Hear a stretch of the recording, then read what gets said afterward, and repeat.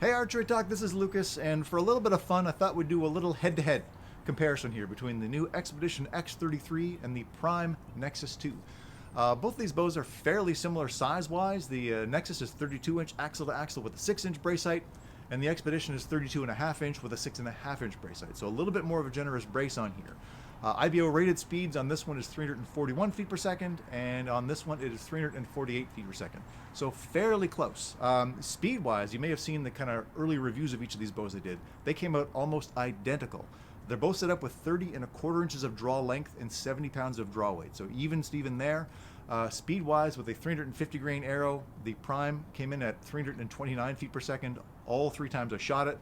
The Xpedition was 329, 329, and then 330 feet per second. Realistically, speed-wise, they're pretty much identical. What kind of sets the Xpedition apart in the early going is its weight. This thing is 4 pounds even when it's bare, in my measurement. And that's with the limb savers and stuff like that installed. The Prime is a touch heavier than that. I never did weigh it when I had it empty, and I've also got a very heavy sight on it. This is a Sure Sight range-finding bow sight. We'll get into more of that a little bit later. Fantastic, cool thing from South Africa. But this package itself, this feels much heavier in the hand as it stands, but the sight is a good bit heavier, as you'd expect from a regular kind of 5-pin simple sight over here. Draw cycle, I was actually impressed with both of these things. Last year I found the Prime Black 3 to be a little bit on the stiff side and a good bit of vibration. That is not the case this year. This bow is, I still wouldn't call it, it's not the lightest bow I've ever shot, but it feels much easier feeling than last year's bow, even with both of them set at 70 pounds. The Xpedition I was super impressed with. This cam looks a lot more aggressive than this cam, but it is dead smooth. I let this thing down super easy even at 70 pounds. And keep in mind, I'm a skinny guy, so letting down some of those hunting bows sometimes feels pretty rough when those cams roll over. Not the case with this at all. Really impressed with how this bow came out. And accuracy-wise, I can't speak a lot about either of these because we're in lockdown up here, and until that happens, until we get out of there, I'm not going to have a lot of places to shoot.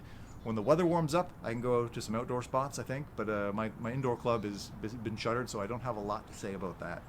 But realistically, I've been dead happy with both of these bows. They're way more similar than I was expecting. You know, I have the Xpedition has this I don't know, you hear a lot that they're a little bit stiff on the draw. Not true. Again, I shot the Explorer SS a couple years ago. It was a little stiffer and a little tougher to draw, but this thing is butter. I'm really impressed. I can't wait to get in some of the other bows this year and see how it feels against all of those. And the Prime, the big takeaway for me for Prime is the Nano grip. It's cold here today. We're hovering right around freezing today. Not ice cold, but this grip, it feels like you're holding a carbon bow. I'm getting no chill on this thing at all. Obviously, I'm aluminum, or not aluminum. This is they're kind of their new nano or new magnet material on the riser on the Xpedition. So it feels like aluminum. It's in the hand. It's a little chilly, as you'd expect. But the Nano grip on the Prime feels really good. As far as the draw cycle goes, again, both very similar draws. I had videos for each of these before you can kind of follow suit. Very similar. The Prime has cable stops on here, so there's a little bit more give in the back wall, as you'd expect. And the Xpedition has got limb stops, so super hyper stiff back wall. So if you like that super stiff back wall, I would definitely recommend going with these. The only thing I don't love about limb stops is when I put these in a bow press. You know, when I'm tweaking this bow, when I want to add a twist to a cable or do something, I have to take the draw stops basically all the way, loosen them, and move them down so I can fit them in the fingers, and it drives me bananas. That's one of the reasons I have a problem with some limb stop bows, but I understand that some people like a really stiff back wall, so it's a give and take. I just wish there was a way to keep them in place, so otherwise you have to kind of you have to find a way to measure it and keep this exact same distance every time you do it.